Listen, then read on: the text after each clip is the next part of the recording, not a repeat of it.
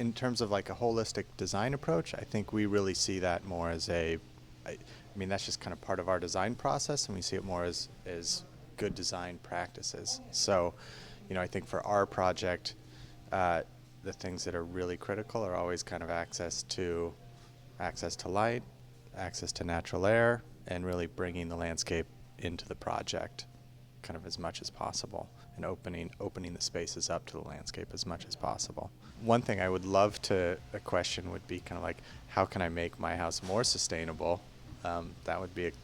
kind of a great question. I always love when we get clients where that becomes part of the initial meeting, where it's almost as equal importance to the program, and the actual spaces that they want for their house. I would actually say for the client, the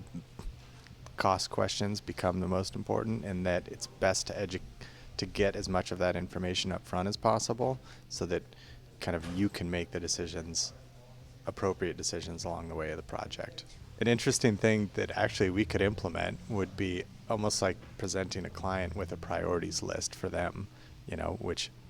lists a number of things, whether that's cost or sustainability or size of the project or quality, and kind of have them dictate what their priorities are.